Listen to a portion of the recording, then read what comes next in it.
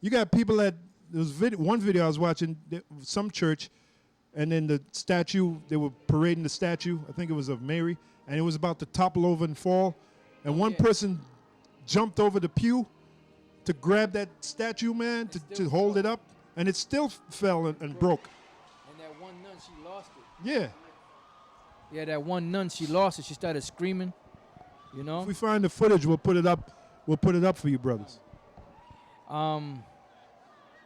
Yeah, and that's why there was a video where we were out there speaking when the Pope came into town, and Apostle Tar was saying, "Fuck the Pope, fuck the Pope," and that one guy wanted to fight all of us, man, you know, because he fell under that deception. Now he looked like a white dude, but he's a Jake, you know. Oh, that one guy you worked for, the Irish guy with the look like a tall version of Charlie Brown. The big ass head. Big water head. The big jug head, man. Yeah. Irish dude you worked for. When you told him about the Pope, you mean to tell me the Pope is a pedophile? He's a pedophile, and he lost it, man. Yeah. He didn't speak to me the rest of the day till the end of the day. You know? And that was back in our wild days. It says, and shall go out to deceive the nations which are in the four quarters of the earth, Gog and Magog. So now this is the time we're approaching. You know, the part of the deception was, you know, painting himself as the Most High, Yahushua, the angels, the Israelites, you know, the mark of the beast. But then also, we're at the point now where they're gathering together Gog and Magog, which are the Russians, because they're gathering them together for this battle that's coming. Well, how do you know how do you know that they're the Russians, brother? Well, they're in the same land, you know, region where Gog and Magog was. You know, that when you look at that region, that goes into Georgia, which used to be part of Russia. Oh, really? Because Nate got the French, the Germans, the Russians. How do you know all that? Hey, he did a video where he said, "Hey, you read the scriptures, the English all of a sudden, Christ's name there." And he said, "Yahushua." He said, "How'd you do that?" And you guys, you where you get that from? Hey, well, where'd you get? Give me Acts 12 and 4. Every last one of them. Okay. So you window shoppers in IUIC. I hope y'all celebrate Easter, because that's scripture. That's Easter is scripture. Yeah, I got it for you if you like. Shoppers, I hope you getting ready to buy or bought. Yeah. Y'all window shoppers. Y'all better start buying. Yeah, Buy the truth and sell it not. Stop being a wankster. Yeah, get them Easter eggs. Hey, well, it's supposedly it passed already, right? Easter. Yeah. So maybe. Yeah. The Easter bonnet, you know. Acts 12 and 4, it says, "And when he had apprehended him, he put him in prison and delivered him to the four quaternions of soldiers to keep him, intending after Easter to bring him forth to the people." And Yeah, but wait a minute. Now it says Easter, right? But now check this out. I went to Bible Hub, right? Where it gives you all of the different translations of the Bible. Because we go by the King James, right? Because this is the closest to the actual, you know, blase. Now check this out. This is Acts 12 and 4 from the New International Version, right? It says, after arresting him, he put him in prison, handing him over to be guarded by 4 squads. That's what quaternions are, of 4 soldiers each. Herod intending to bring him out for public trial after the Passover. After the Passover, right? It says, New Living Translation. Then he imprisoned him, this is James, the brother of John, placing him under the guard of 4 squads of 4 soldiers each. Herod intending to bring Peter out for public trial after the Passover. English Standard. And when he had seized him, oh, there goes the word seize, he put him in prison, delivering him over to 4 squads of soldiers to guard him and tending after Passover to bring him out to the people. Let's jump down to King James. And when he had apprehended him, he put him in prison and delivered him to 4 quaternions of soldiers to keep him, intending after Easter to bring him forth to the people. So now, why would it say in these other translations Passover, but in King James it says Easter? Huh? So when you read in the Bible word for word, you can't say, well, that's talking about Easter, Passover. No, it says Easter right there. So Nate, if you're going to use that play that game, you better play the game with all the scriptures, man. And you window shoppers, you better wake the hell up. Yeah, because if you read it in English and all of a sudden you come across the word Christ and you say Yahweh Bashem Yahweh Shai, then when you come across that Easter, you got to say Easter. You know, why do you say the Passover?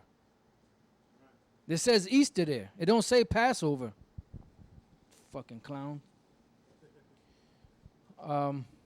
Back in Revelation chapter 20, verse 8, and shall go out to deceive the nations which are in the 4 quarters of the earth, Gog and Magog, to gather them together to battle, the number of whom is as the sand of the sea, which is Armageddon. And that's all them different armies coming together, which the Most High is gathering together down there to bring forth his judgment. And they went up on the breadth of the earth, which is the land of Israel, and compassed the camp of the saints, which is the land of Israel, about, and the beloved city, which is the land of Israel, Jerusalem. And fire came down from the Most High out of heaven and devoured them. That's the missiles, and that's the chariots, the lasers from the chariots. It says... Wait a minute. Where does it say missiles right there? You just read that and you put missiles in there. Huh? Where you get the missiles from? That's what ICBM. Where's ICBM in the scripture? No. It says, and the devil that deceived them was cast into the lake of fire and brimstone. That's Esau. Barack Obama. Barack Obama. It says, where the beast and the false prophet are, and shall be tormented day and night forever and ever. No, because that fire is going to go up for a long time. And also... You simple ass Negroes. Okay, Nate, let's use your logic. The beast and the false prophet. There's an actual beast, like a big, gruesome beast, right? From Hellboy. You know, remember Hellboy 2 when he fought that gruesome beast that had that arm that he can extend it with the chain on it? He was down there with the Pope. It was the Pope and him and Barack Obama. It was them three. The Pope, the beast from Hellboy, and Barack Obama. They were down there. It goes deeper than that, man. That's right. And I saw a great white throne, and him that sat on it, and from whose face the earth and the heaven fled away. And that earth and the heaven is talking about Esau's rulership. It says, and there was found no place for them. Why? Because when Yahweh Shai comes back, he's coming to claim his throne. Yeah. So no nation, not even Esau, is going to be sitting on that throne, because Yahweh Shai is going to move them out the way, and no place is going to be found for them, meaning that they're not going to come back into power, and nobody else is going to take that power seat. That's why they call him King of Kings. That's right. That's right. Didn't the prophecy say on his head shall have, which is ain't literal, it's spiritual, on his head shall have many crowns? Because he's coming down to take down all the crowns of the other nations. It says, and I saw the dead, small and great, stand before the Most High, and the books were open. And They're talking about actual books. Khan.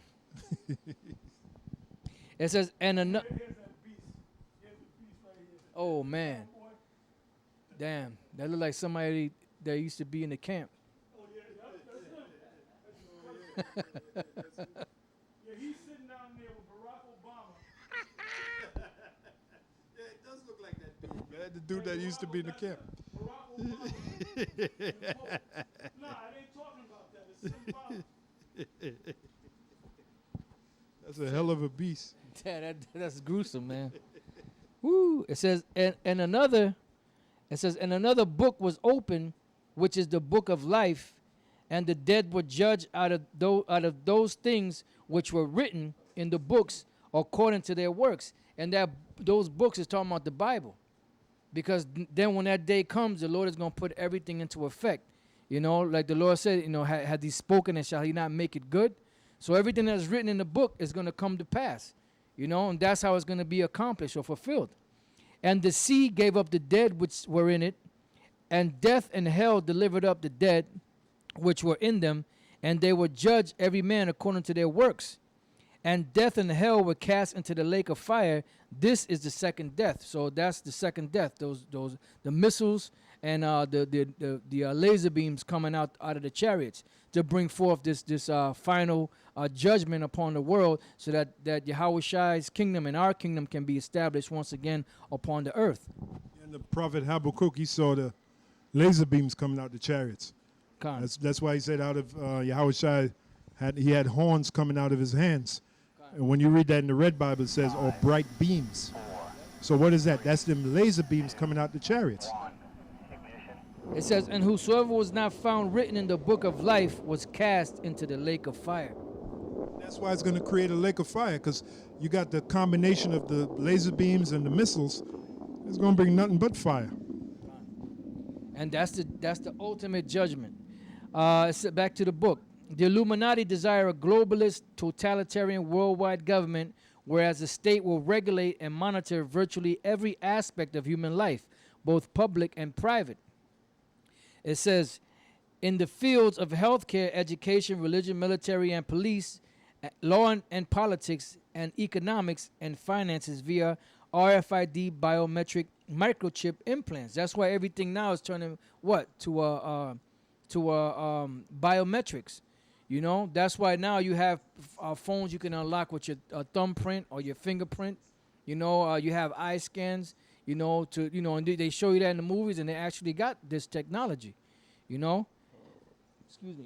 The 20th century witnessed the creation of the United Nations, European Union, North Atlantic Treaty Organization, as well as the ever-increasing globalization of culture, people, and economic activity worldwide. One instrumental tool the elites will use in persuading and controlling the masses is religion, namely the Vatican, the Roman Catholic Church, and the Pope.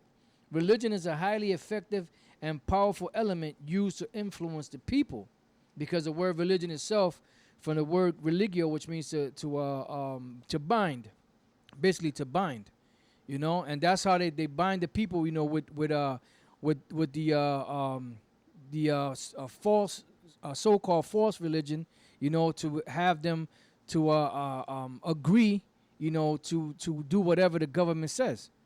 It says, today many Israelites are engrossed in the churches, a religion and tradition of men that fails to inform Israel who they are or reveal the name of the Most High and His Son. And part of those people are those men that call themselves Hebrew Israelites, like Nate and others, Bubble Eye Blackfish or Rakar from the GOCC, you know, and anybody else that don't proclaim the names of the Most High.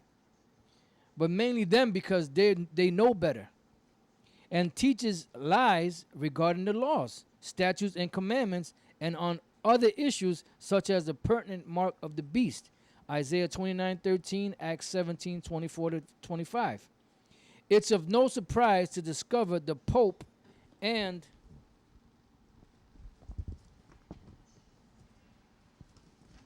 Roman Catholic Church are identified as a false prophet in Revelation 16:3, 19:20, and 20:10.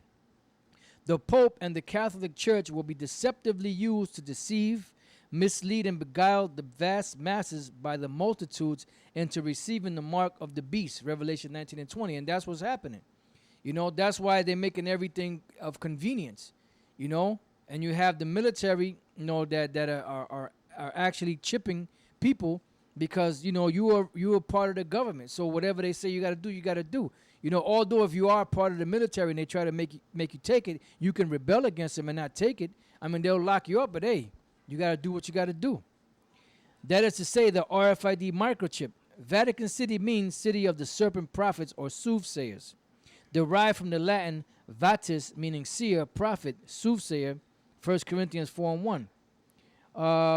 And then also the word kan at the end, C-A-N, that's a Mayan word, which is serpent, you know? So a serpent seer, okay? Or the serpent prophets, you know, because they were on Vatican City, which was on the 7 hills of Rome, you know, which was a place where witches would come to and sell their wares. It says Catholic literally means universally accepted, from French Catholique, Latin Catholicus, universal, general, and Greek Catholicos, universal, literally kata, throughout, about, plus holos, all, whole, completely. The Pope, acquired from Latin papa and Greek papas, papa father, is considered the Holy Father by billions around the world. Matthew 23:9, which says, "Thou shalt call no man father upon the earth." And it's not talking about your biological father. It's talking about making them to be equal with the Most High, this particular person on the earth, as the popes are doing, and is arguably the most influential figure both in the world and in world affairs. You know, and that is so. You know, because religion, finance, which is economics is the same thing, and politics all go hand in hand in this society. Current Pope Benedict XVI, which he's not the Pope anymore, you know, he resigned, and this other guy came in there. I forget his name. The new Pope, which shows you this book was written a few years back. Current Pope Benedict XVI has called for stabilization of the global economy. And that's why they're creating all these different scenarios around the world on the economy, whether it's in Europe, whether it's in South America, whether it's in North America, Canada, wherever, so that they can implement this RFID chip so that once and for all, the finances could you know, go back to normal, so to speak. And global economic order and policy that focuses on people, not profits. He blames the current European debt crisis and the global economic crisis as a consequence of an ethical crisis and a crisis of faith, citing world solidarity as key during the economic plight, knowing that the Pope is a puppet for the elite banking families, as the Rothschilds infiltrated and run the Catholic Church. Yeah, because they own the money, the bank of the Roman Catholic Church. Pope Benedict XVI stance may serve as a ruse and stratagem to back and push the chip. In 2009, Pope Benedict XVI called for the need of a one world government and one world economy to solve power and wealth disparities. Being the Pope of the Catholic Church, Benedict XVI inevitably, by definition, supports a one world or universal religion. To conclude, the elite bankers will recruit and utilize powerful, influential, prominent world leaders, celebrities, politicians, musicians, artists, actors, sports athletes, church pastors, etc., around the globe in the fields of music, religion, sports, politics, entertainments, arts, etc., to promote and portray the chip as a solution to the world's problem and economic struggles. CBS News anchorman Andy Rooney of 60 Minutes stated that we need a better system to identify us and that he wouldn't mind something implanted permanently in his arm. Case studies and research classify the current top 10 markets for RFID adoption and usage as being the U.S., UK, Japan, Germany, China, France, Australia, Netherlands, Korea, and Canada. Of late, the Illuminati has recruited, hired, and assigned figures in Israel, such as the Comforter, General Yohana, Nathaniel 7, and Zabak, to teach false doctrine like the beast does not correspond to the impending fast approaching RFID chip, Mark 13 and 22. And that's the end of the fourth chapter. So with that, we're going to close, and we'll be back on the next session. I'm going to say shalom.